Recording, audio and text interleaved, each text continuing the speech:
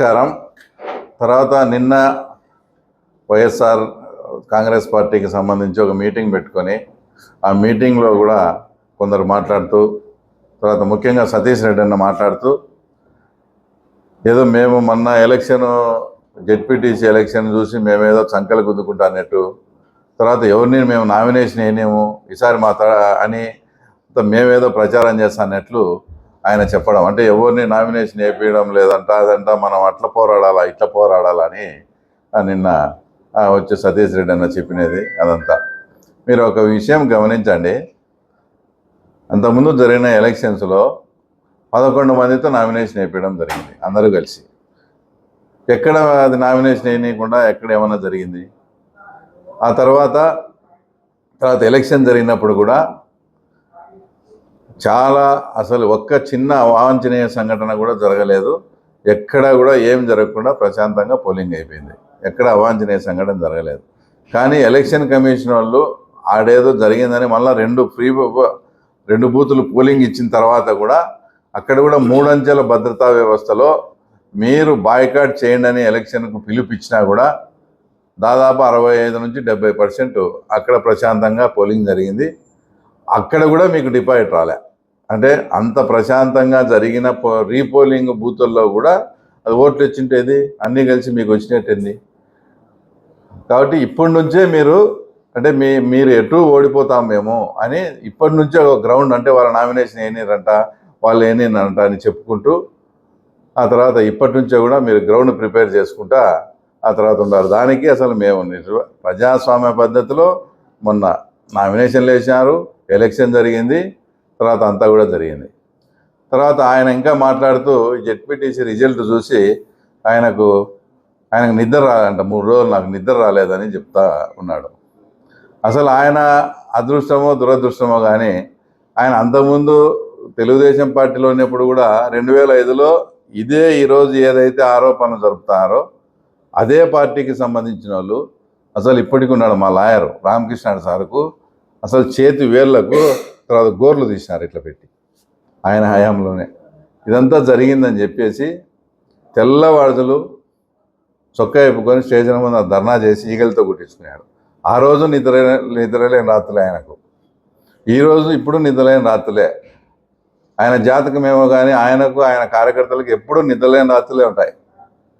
తర్వాత ఆయన ఏం మాట్లాడతాడు, మా లోకేష్కు నిద్రలేని రాత్రులు చూపిస్తాడంట. మళ్ళా ఆయన ఇంకో కూడా మాట్లాడుతూ, అంటే ఎప్పటి నుంచో రాజకీయం చేసే వయస్సు వాళ్ళకు కూడా ఆయన సార్ ఇప్పటి నుంచి చెత్త అంతా ఏరేయాలా, ఇక్కడ గట్టిగా ఉన్నోడే పనిచేయాలా, 62,000 ఓట్లతో గెలిపించిన ప్రజలు ఈయనకు చెత్త మాదిరి కానొస్తున్నారు. రాజకీయం అన్నాక కొందరు ఓటు వేసేవాడు ఉంటాడు, ఓటు వేయించేవాడు ఉంటాడు, తర్వాత కొన్ని అన్నిటికీ సిద్ధపడేవాడు ఉంటాడు. అన్నీ కలిపి వాళ్ళ రాజకీయం ఏదో వాళ్ళు చేసుకుంటారు. 78 నుంచి సక్సెస్ అవుతారు సార్. ఈయన వల్ల ఆయనకు సలహా ఇవ్వడం, ఎంపీ గారు ఈ చెత్త అంతా వేరేయాలి, చెత్త అట్లా తూర్పుర పట్టాలంట. తూర్పుర పడితే మిగిలేదు కింద గింజలు కాదు, అంతా పొట్టే. ఎందుకంటే మన ఎలక్షన్లో చూసినాము, ఎవడన్నా ఏజెంట్గా వచ్చి మేము కూర్చుంటామంటే మేమేమన్నా బలవంతం చేయడం కానీ, మేము ఈడ్చడం కానీ, మేము గొడవ పడడం కానీ ఏమన్నా చూసినారా? ఎవడన్నా అసలు అటెంప్ట్ చేశాడా? అట్లా చెత్త ఉండేదే చెత్త. మళ్ళీ నువ్వు తూర్పుర పట్టేది, దాంట్లో తూర్పుర పడితే కింద గింజలు రాలుతాయి అనుకుంటాడు. కింద గింజలు ఏం రాలవు, ఉండేదంతా పైన చెత్త అనే విషయం ఫస్ట్ ఆయన గుర్తించాలా. ఆయన మళ్ళీ ఈయనకు సలహా ఇస్తాడు. ఎస్ కానీ ఇంత వేవ్లో కూడా ఉండి వివేకానంద రెడ్డి కేసులో ఉండి ఆయన ఎంపీగా గెలిచినా అంటే అంతో ఎంతో ఏదో సర్వీసో పాడ చేసినాడే కాబట్టి ఆయన గెలిచినాడు. ఆయనకి ఈయన సలహా ఇస్తాడు, ఎంపీ గారు చెత్త అది ఇదని. ఆయనకు స్మూత్గా ఎట్లా డీల్ చేసుకోవాలో తెలుసు. ఇతను ఈ రాచమల్ల ప్రసాద్ రెడ్డి మా మిత్రుడు వీళ్ళు చేసి వాళ్ళకి ఎప్పుడూ ఎదుర్కొన్నటువంటి రాజకీయ అవమానాలని జరుగుతుంది. అసలు ఈ సతీష్ రెడ్డి అన్న గురించి ఏమనుకుంటారో ఆయనకు తెలిస్తే, ఈ పాదం మాకు వచ్చేలా మాకు లేనిపోని దరిద్రము, లేనిపోని రాజకీయంగా అవమానాలు జరుగుతున్నాయి, అంతకుముందు ఎప్పుడే కానీ ఇట్లా లేవని అనుకుంటారు. ఆ విషయం ఆయన తెలుసుకొని ఆ తర్వాత మాట్లాడాల. తర్వాత రెండో విషయం, ఆయన మాట్లాడుతున్నాడు కదా, మేము మొన్న ఎలక్షన్స్ అప్పుడు అందరం ఉన్నాం, ఏం చెప్పినాం, ఎర్రబల్ల చెరువుకు నీళ్ళు ఇస్తామని చెప్పినాం. ఎలక్షన్ జరుపుకొని పద్ధతిగా ఇది ఎలక్షన్ అయిపోతానే మామూలు మాటలే అన్నారు. ఇక్కడ ఉండే వాళ్ళమంతా ముఖ్యంగా వెంకటరామరెడ్డి సొంత డబ్బులు కొన్ని లక్షల డబ్బులు ఖర్చు పెట్టి దానికి అడ్డంకులు ఉండేటన్నీ తీసేసి ఈరోజు కంటిన్యూస్గా 40 రోజులైంది. ప్రతి బోరు కూడా రీఛార్జ్ అయింది. దాదాపు నలబరెడ్డిపల్లెలోనే 2000 బోర్లు ఉన్నాయి. ఒక్క నలబరెడ్డిపల్లెలో మొత్తం మండలం అంతా ఇచ్చి ఒక 5-6 వేలు ఉంటాయి.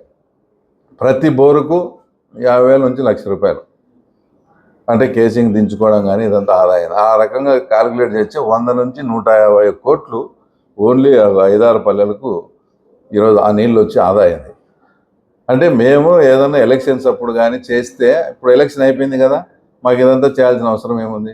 ఎలక్షన్ అయిపోయినా కూడా ఎలక్షన్లో ఏదైతే మాట ఇచ్చామో కొన్ని అవుట్సోర్సింగ్ జాబులు కూడా ఇస్తామని చెప్పాం, అది కూడా ప్రాసెస్లో ఉంది. తర్వాత ఎర్రబల్లి చెరువుకు ఆ తర్వాత నీళ్లు నింపుతామన్నాం. ఇంకా ఈ నుంచి కూడా 40 రోజులు వస్తాయి కదా, ఈ నుంచి 40 రోజులు వస్తాయి. మన అదృష్టం కొద్దీ ఆడ తలుపుల మండలంలో కింద కొన్నిటిపల్లె ఆ చెరువు కూడా కొండారెడ్డిపల్లె చెరువు కూడా నిండింది. అది 2 చెరువులు చిన్న చెరువులు ఉన్నాయి, అవి కూడా 4-5 రోజుల్లో నిండితే ఇంకా మొత్తం ఆ తర్వాత నీళ్లు కూడా పులివెందులకి డ్రా చేస్తాం. అప్పుడు ఒక వారం 10 రోజుల్లో మన అదృష్టం కొద్దీ అన్ని సహకరించి ఎర్రబల్లి చెరువు కూడా నిండే పరిస్థితి ఉంది. ఈ రకంగా మేము చిత్తశుద్ధిగా చెప్పినట్టు చేస్తా అంటే ఈయన మేము నామినేషన్ ఏనేమంట మున్సిపాలిటీ ఇదేమంట. నిజంగా చెప్పండి, వాస్తవంగా 2 ముఖ్యమంత్రులు పరిపాలించిన ఈ ఊర్లో ఇప్పటికీ కూడా అన్నీ చాలా బాగుండాలి. చాలా బాగుంటే నిజంగా రియల్ ఎస్టేట్ ఎట్లుండాలా, పరుగులు పెట్టాలా. ఈరోజు పడిపోయిందా లేదా? మీరు సక్రమంగా అన్నీ చేసి ఊరును అన్ని విధాలా డెవలప్ చేసిందంటే మున్సిపాలిటీని, డ్రింకింగ్ వాటర్ ప్రాబ్లం ఉంటే కూడా మేము సార్ట్అవుట్ చేసి డిసెంబర్లో మన ప్రీతం ముఖ్యమంత్రి వచ్చి కూడా దాన్ని ఇనాగ్రేట్ చేస్తాడు. ఇంకో విషయం, దాంట్లో చక్రాయపేట అనేది మనకు దూరంగా ఉంది, దానికి ఎలాంటి వాటర్ సోర్స్ లేదు. అలాంటి చక్రాయపేటకు కూడా డిసెంబర్ కల్లా నీళ్ళు ఇచ్చే పరిస్థితి. ఎందుకంటే ఎక్కడైనా సమ్మర్లో వాటర్ తోలడం చూసాం. సమ్మర్ అయిపోయిన తర్వాత మొన్న అక్టోబరు సెప్టెంబర్లో కూడా తర్వాత చక్రాయపేటకు వాటర్ ట్యాంకులు పెట్టి నీళ్ళు దొరే పరిస్థితి. అలాంటివి కూడా ఐడెంటిఫై చేసి తప్పకుండా ముఖ్యమంత్రి వచ్చే లోపు డిసెంబర్లో చక్రాయపేటకు కూడా నీళ్ళు ఇవ్వాలనే దాంతో కాంట్రాక్టర్లను వాళ్ళని రివ్యూ చేసి పరుగులు పెట్టిస్తా. డ్రింకింగ్ వాటర్ ప్రాబ్లం కూడా ఇక్కడ తెరుస్తూ ఉన్నాం.